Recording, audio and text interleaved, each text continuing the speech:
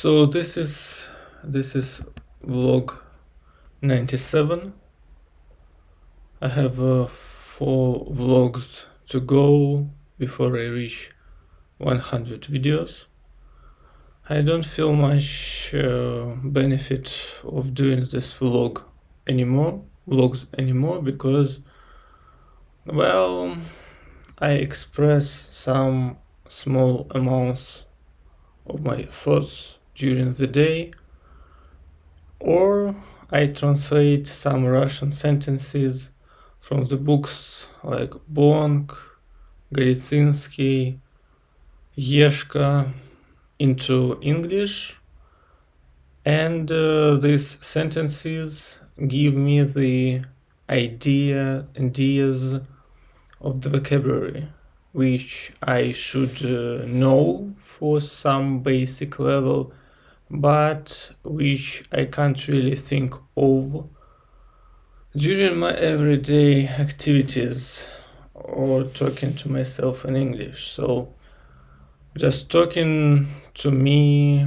is not a really useful stuff. Okay, let's go through the Hitchhiker's Guide to the Galaxy thing.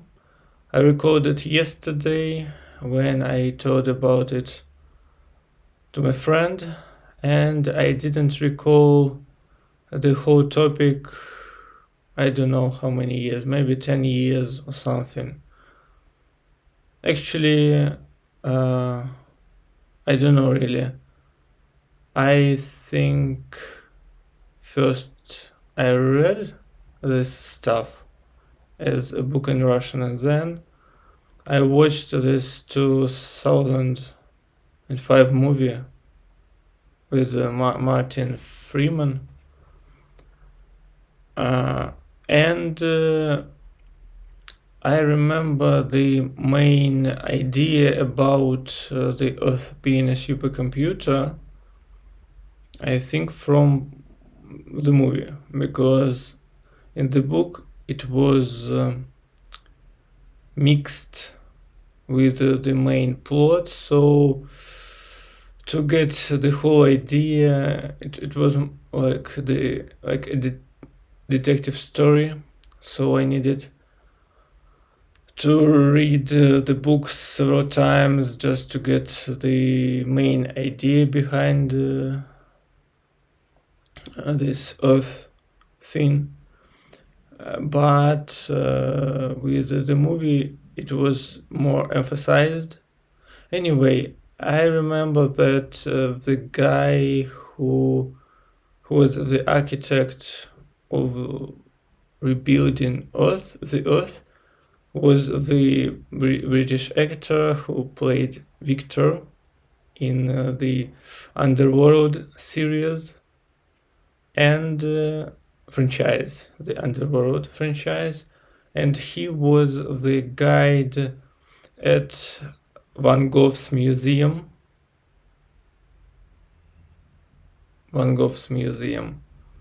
In that episode of Doctor Who.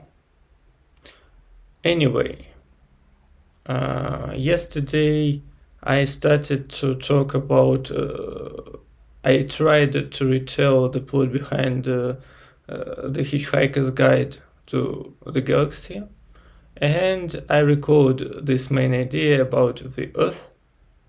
So there are several stories, and I really don't remember them all.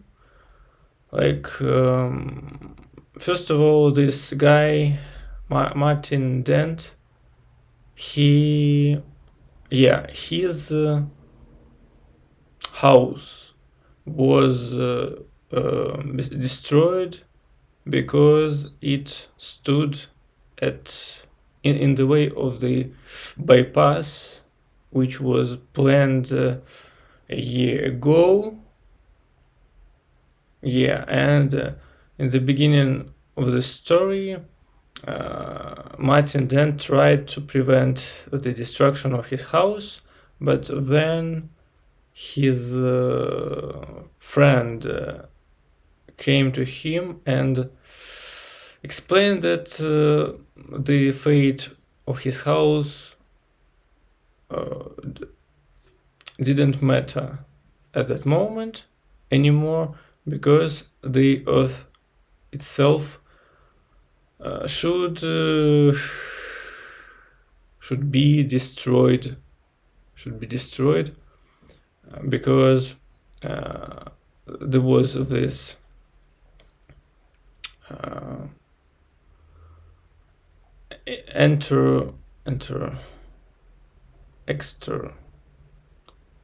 intergalactic something like highway, and the earth was in the way of this galactic highway. Anyway, the earth was destroyed with all its population, and only Martin Dent was only Martin Dent survived because he was teleported by his friend, who was not really an Irishman, but who was an alien who stayed on Earth and kind of spied after the Earth people. So Martin Dent was teleported into the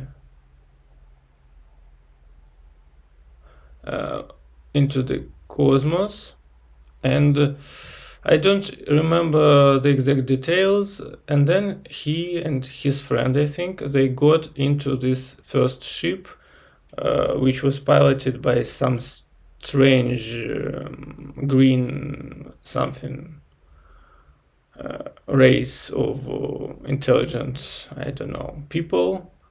And this guy tried to read his poems to Dent and his friend, and I believe that when they couldn't keep it up, couldn't stand it, couldn't bear it anymore,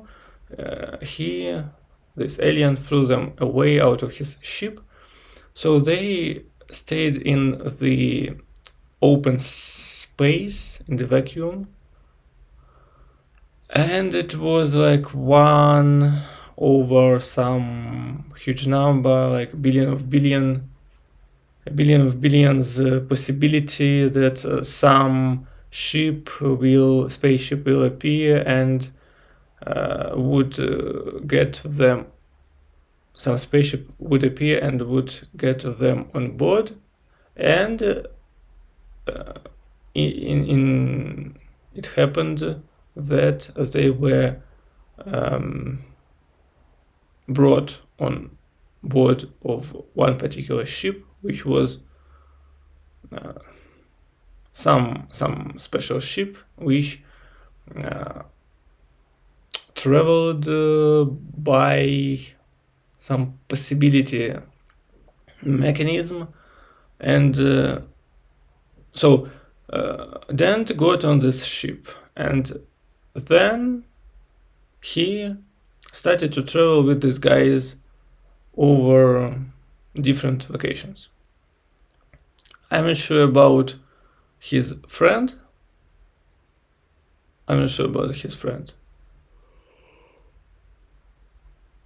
His friend might just get somewhere on his own. Anyway, on this ship there was this robot, Martin, who was always depressed, upset, and talked about the suicides, but by some reason he couldn't to kill himself. There was this other guy with 2 heads. It wasn't showed quite cool in the movie, but in the story it looks like this guy has 2 heads which seat, which sat side by side on his shoulders.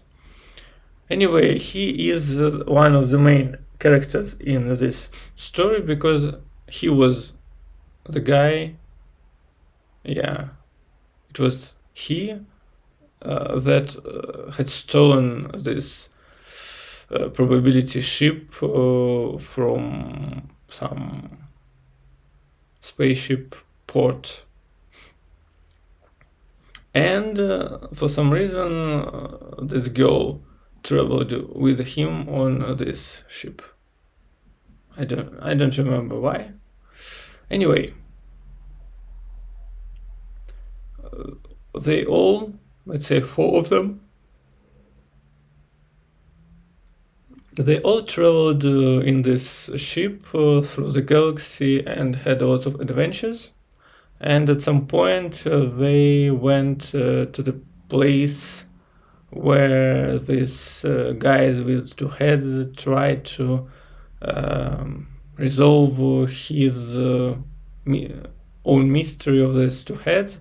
And I remember that at some point they found some maybe hallmark in his brain, and this hallmark, it prevented him from remembering his past. And I believe that his past will be the plot of one of the next 4 books. But anyway,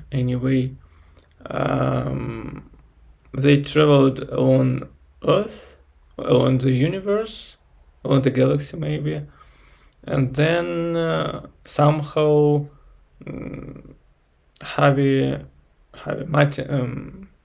Arthur Dent learned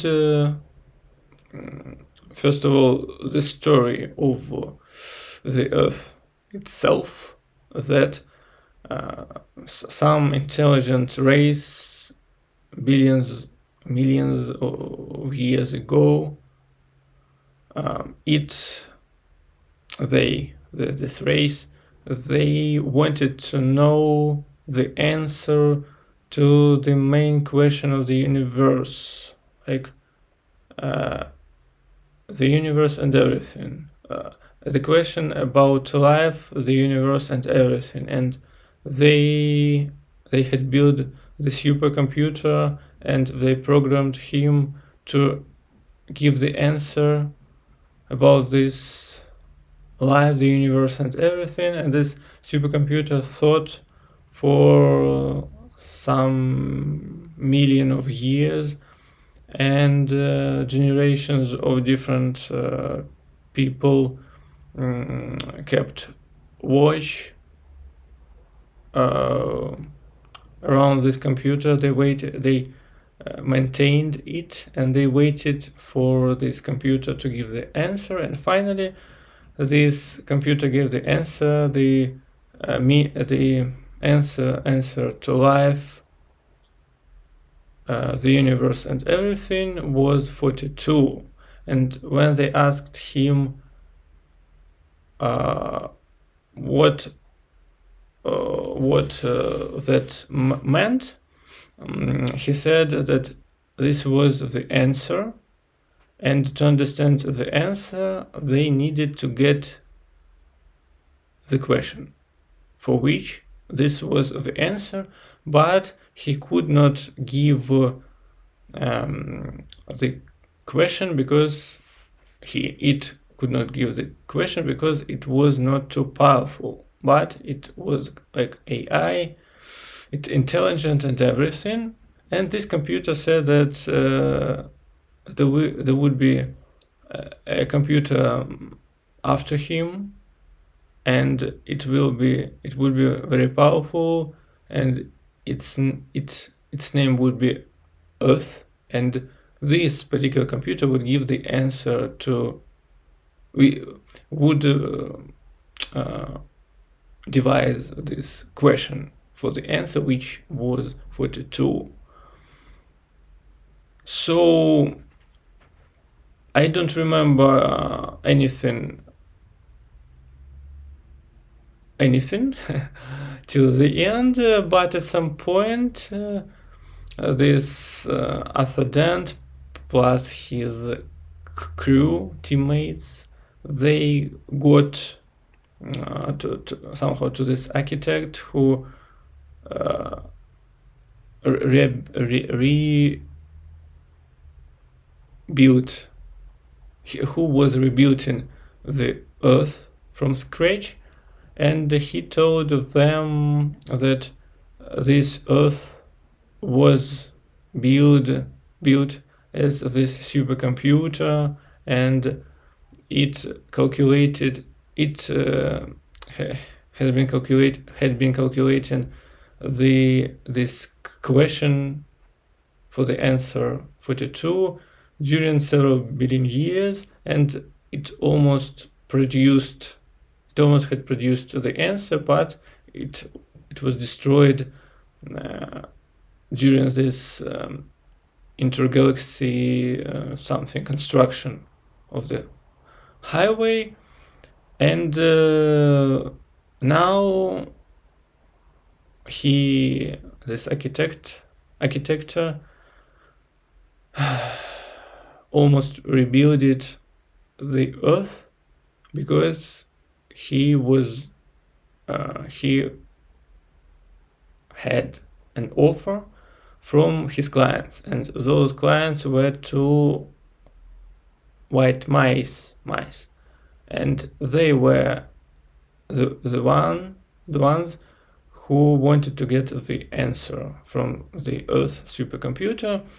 And these mice then said that that it wasn't true that the people of Earth experimented on the white mice, but the white mice experimented on the people of Earth, and they observed them, while all these white mice waited for the answer for this question to be generated. Anyway, in the end, Earth was created, but I don't remember. I think Arthur Dent didn't wait for the answer to be calculated or something, and he just continued his journey on this probabilities spaceship into the second book. My friend read all 5 books in Russian, and he said that, of course, the first one was the best, because next the story was not so interesting, because with Earth being a supercomputer and the answer for life, the universe and everything at 42, Douglas Adams didn't created anything better than these ideas in the next 4 books. Well, but at least I recalled this story, and I decided to read aloud some of the chapters just to recall what was this story about. Now as I have enough pronunciations to read aloud this stuff. Yeah, so it will be my topic, my hobby for some time, and of course I read aloud some chapters from The Lord of the Rings, especially the beginning when hobbits just moved forward from Shire till they reached this prince and pony and met Aragorn, because they went through different areas, terrains, like the woods, the river, the hills, and it's quite interesting to read as a story. Not so many dialogues there, but it's really boring when you watch it as it was in the first movie of Peter Jackson. But reading this stuff aloud in English is quite interesting, especially when I know the pronunciation of the majority of the words, and I know lots of meanings. Sometimes I know how to pronounce the word, but I don't remember the meaning, or I just have forgotten it because I didn't use it for a long time,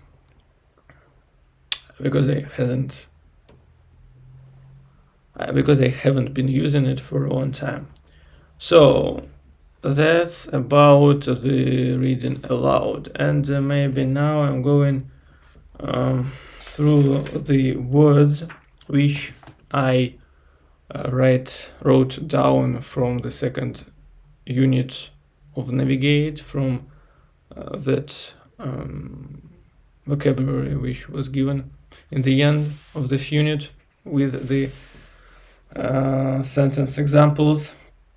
Now I'm reading through the second unit without doing the exercises, because doing exercises takes lots of time, even doing it in Russian, not just in English. But my main goal is to read through all the words in this texts and exercises of the unit and check that I know most of these words, like already learned them or something. So now I'm going, and at some point later I'm going to read aloud the tape script for the audio lessons for this unit, for every unit, and just check that I know how to pronounce and how to describe at least each words of this C1 level, which is not very impressive if I take some book, even children book written for for the native speakers, for the kids, because there are lots of words which are about maybe B1, B2, but because they're quite rare and specific, they won't be in any word sheet for the learners, of the language. Anyway, let's go. So just go through the words. Feet, accomplishment. Form to hibernate. Yeah, something about the butterflies who formed colonies to hibernate through the winter. Walk due south. Yeah, right to the south, in the direction of the south. Catch up. Yeah, like something is moving and you need to hurry to catch up to this moving something. Like when Hagrid moved towards some Diagon Alley and Harry needed to run to catch up with his wide steps. Coping with some problems, or coping, like people cope when they need to deal with some stressful environment, maybe a job, or when they have kids and they need to live according to the graphic of the kid and so on.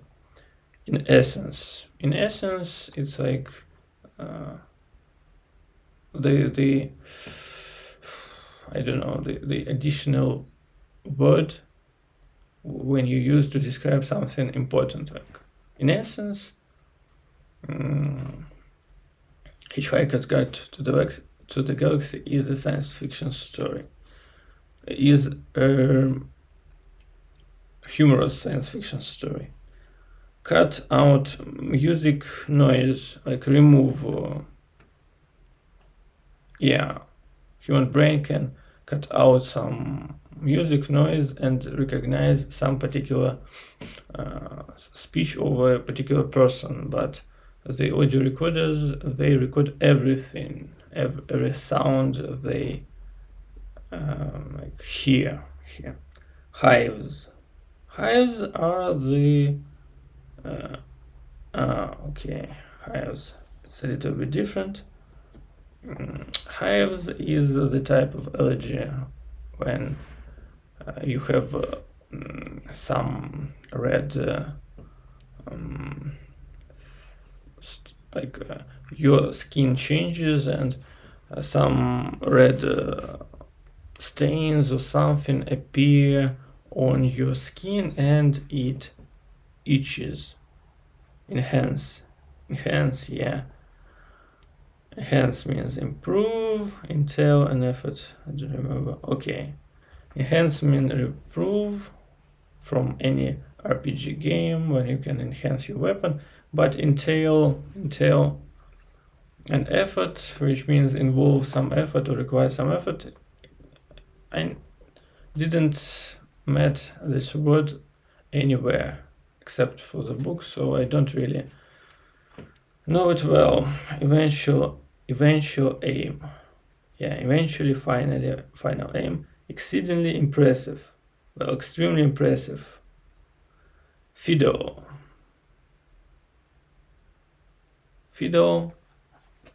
when you can't just put your palms on your knees, on your lap,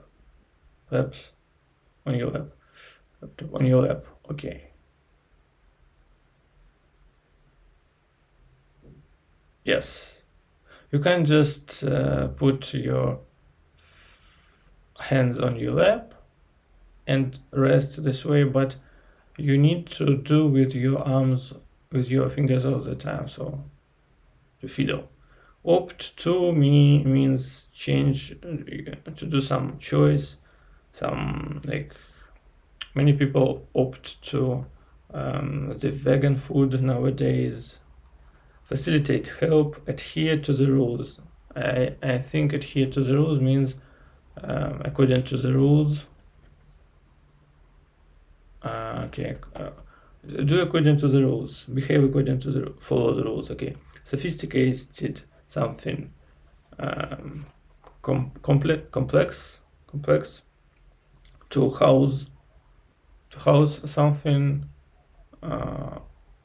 Something about living in the house, giving a place to live or something. Provide a house. Yes, I don't remember. Huddle. It's crowd gather.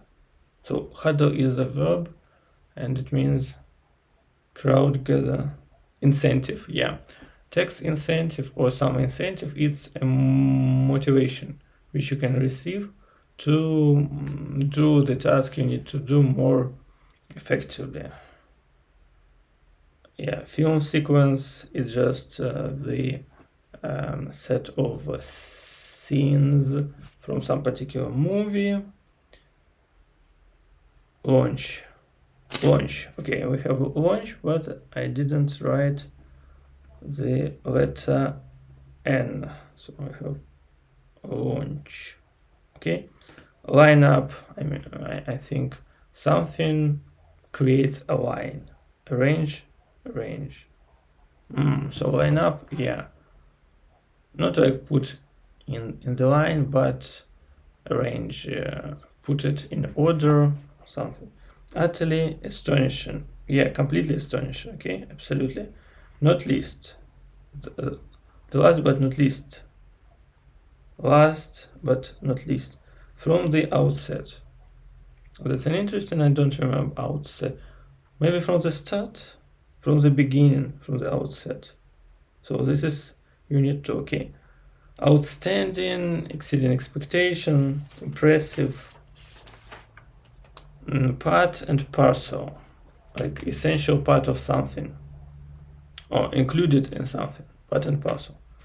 Partygoers who participate in parties perceive like hear or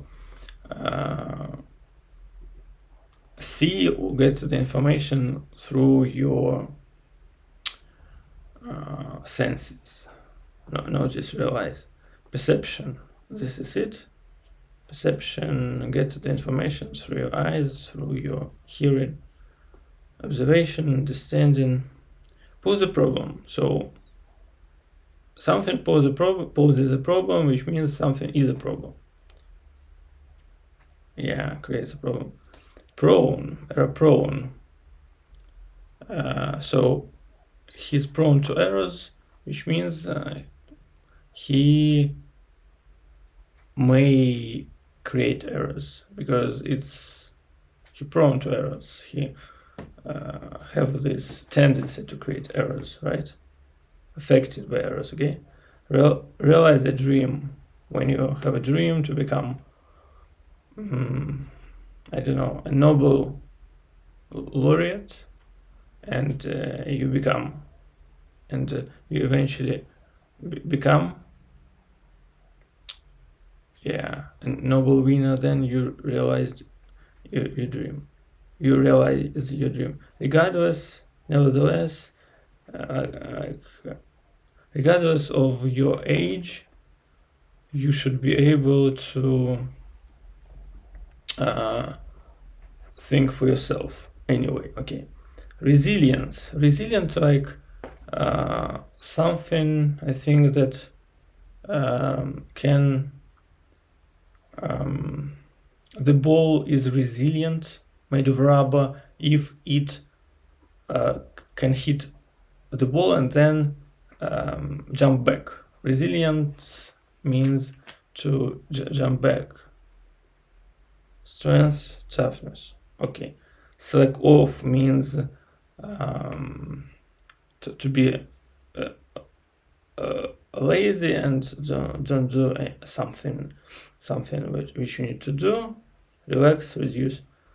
Snap, I don't know. Snap out of it, but what's the snap? Click. Okay, snap. Snap like snapping shrimp.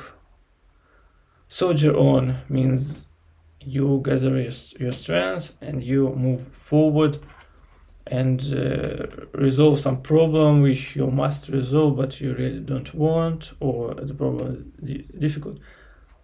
I don't know. Sustain many injuries or what? Sustain like have many, receive many, maintain, keep up. Okay. Tackle a problem, which means resolve a problem, deal with the problem. Violin or cello? Yeah, violin is this main string instrument which was played by Stradivari or created by Stradivari, but played by Vanessa May, and cello, just some big string instrument. Underline. I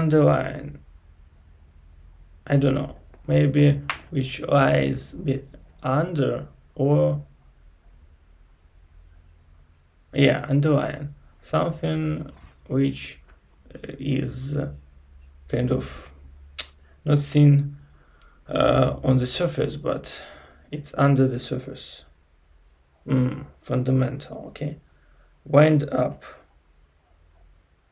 Wind up, which means that you become nervous or anxious when you hear all the time like somebody watches the TV with lots of noise, and this noise winds you up, annoy you. Zero in on, I think. Concentrate on something, zero in on something, give attention to. And again, tax incentives, something which gives you the advantages with taxes if you do business in this area, and be keen on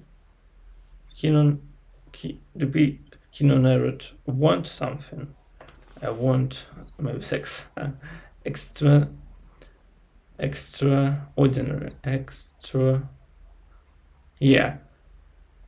Extraordinary. This is the wrong pronunciation. The right one is extraordinary or extraordinarily. So extraterrestrial, extraordinary, well, extraordinarily, okay? And the cap of the ball point, well, it's just this cover at the end of the pen, nothing special here. The cap of the ballpoint, well, I know the majority of these words. The problem is that I didn't meet these words in any books that I read or any stories which I listened to before, though, so they are more like the words for this particular navigate C1 level. Well, I hope that they are really quite popular and necessary words for C1 level of English. So, okay. So I talked about the Hitchhiker's Guide to the Galaxy as much as I remember it. I read through the words of the Unit 2. And what else? Maybe I can talk a little about another story of beta testers, and this story, okay, yeah, this story is about, when beta testers changed the kind of profession or specialization from testing the from going through different games and preparing the reports, and they started to be the part of the team of creating some huge MMO multi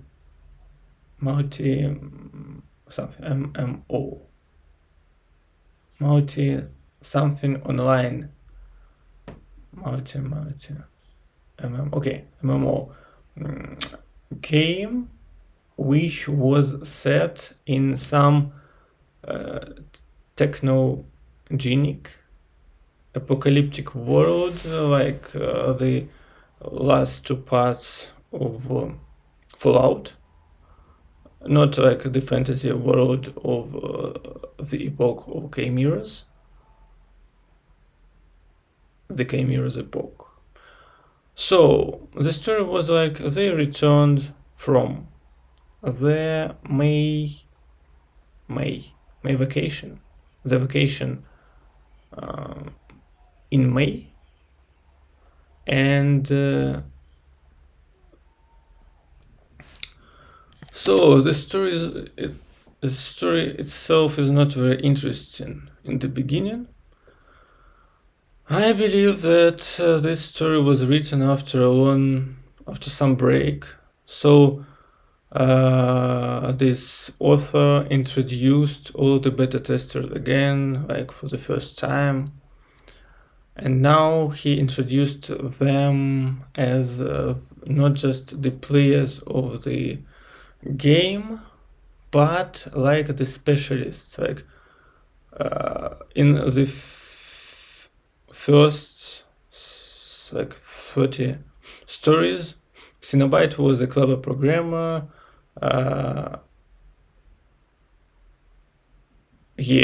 Banzai was analytic of the game, an analyst of the game, and the specialist in simulators. Melissa was about the gathering information, and the stealth. I don't know what element of the game. Mahmed was the sniper and Mahmoud was the tank. But when this set of stories began about this MMO RPG in the technological world, for some reason Xenobite remained a programmer and Melissa remained just some character of communications. But suddenly Mahmed became the specialist on the ballistics of this physics of like many objects colliding in something, of this mathematics which was needed to create this type of games. Mahmoud was the professional hardware engineer. He tested all this stuff, gathered it together, and get the statistics. So yeah, it was kind of strange, and it was never used later. But after this introduction, we finally have the story. Vnuchka wanted to get the exclusive report about the game which was just released, which has been just released. She wanted to create kind of a press conference for this game, but the game was started when they were on their May vacations, so they missed the beginning. And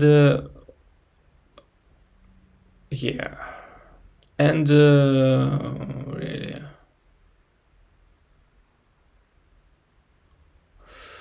well, I can't. Well, okay. Actually, they just the introduction was really boring, and it was really long. But finally, they downloaded the clients, installed on the computers, and started to play this game. So again, Mahmoud and Mahmed and even Melissa, they all were the characters who could survive in this technological post-apocalyptic world. Banzai wanted to become a pilot, and Xenobite chose the profession of engineer, and that's why Banzai and Xenobite could not progress much, because engineer needed to create different stuff to get the experience, but at the starting location where they were, Xenobite could not get much things to build or to disassemble to get this experience. And of course, something about the flying stuff could appear only on the later levels, in the later locations. So Banzai was out of the game as well. That's why they both stayed in this location when other beta testers moved to more advanced locations. And that's why Xenobyte and Banzai observed all the bots of this game changed into zombies, and the characters who died being eaten by this bot or zombies, all these characters turned into the bots themselves. They were not controlled by the players anymore. So Banzai and Xenobyte started to move or jump from one roof of the building to the other, because all the streets were occupied by these zombie bots, and for some reason these zombies were produced at the respawn points in endless numbers, instead of having some balance of killed bots and produced bots.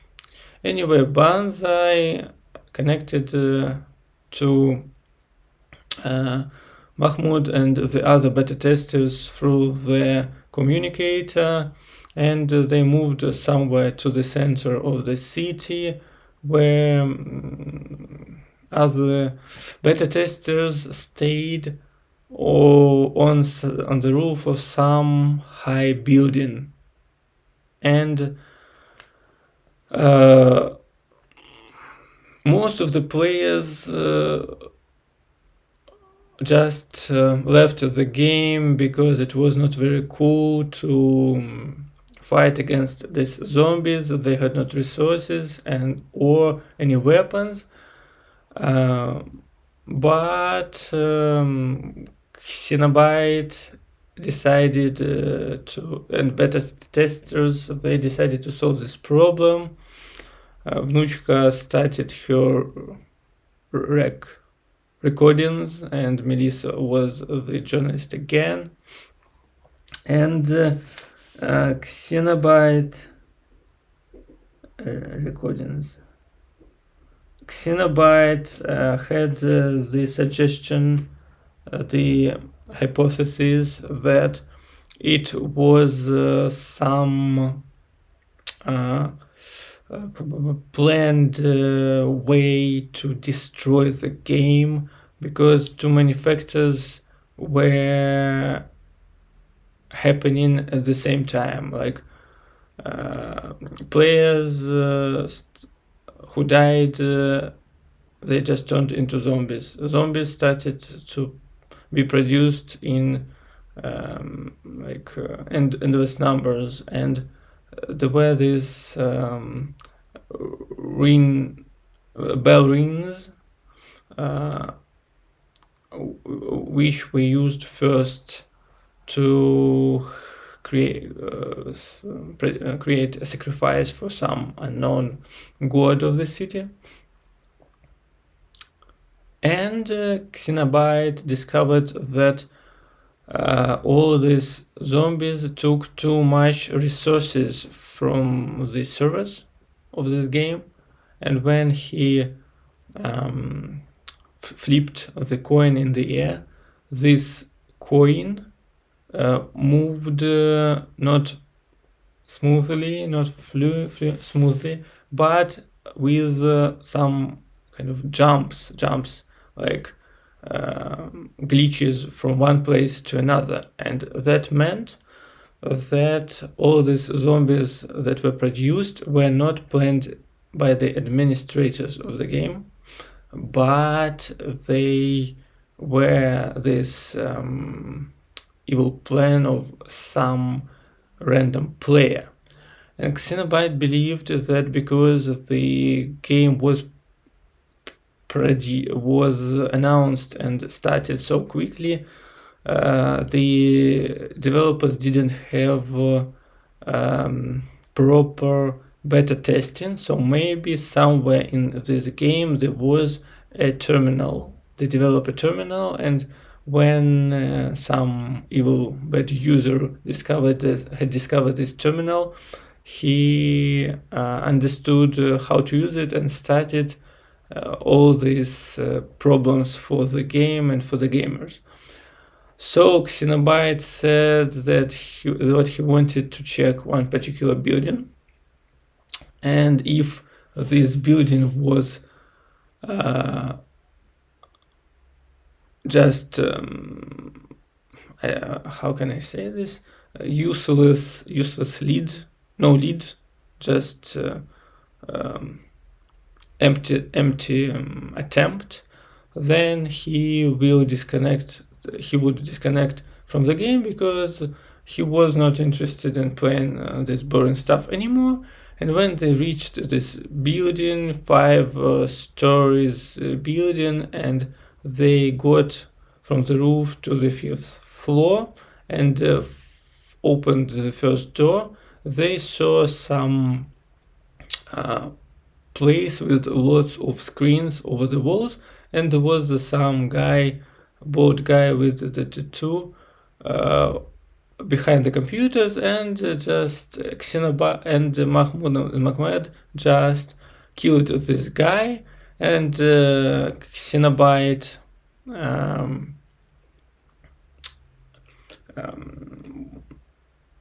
got at the computer and at the computers, and he returned the rights to the administrators, and the administrator got into the game, and and again, and this is the end of the story. Again, in the office of beta testers, they discussed how Xenobite discovered where the opened terminal was, and he said that when they jumped from the roof to the roof, he had an idea that this way it was possible to get into any building, and he saw that there was this building with 5 stories, and 4 of these lower stories were like without doors, without windows, like one piece. So he thought that this building might be something which was planned to be unreachable for the players, and then he saw some faded writing, or like Samara Soft, which was the name of the company which created this game, and he decided to check this particular building, and he was right. Vnuchka made the recording and the report about this stuff, and the administrators of this game, they contacted beta testers. They wanted to visit them. They wanted them to visit their headquarters and to discuss some suggestions, some offers, proposals. Vnuchka wanted to post her report, because the players believed that it was a cool feature which was created by the administrators to give this game more advertising and coolness. And Vnuchka wanted to show that it was just the problems of arrangements of this stuff of the administration of the game. But beta testers decided to themselves that the game was quite cool and it had a huge potential. All the physics, the graphics, the world of the world, the roleplay system itself. So they just decided to visit Summersoft headquarters and discuss the proposal that the game developers wanted them to accept. And this proposal was the topic of the next story in the beta testers series.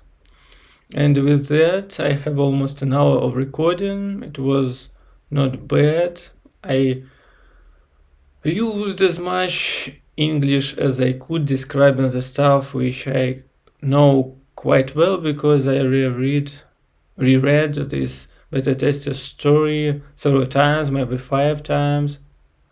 And so yeah, with this I think my vlog 97 ends, and until the next time.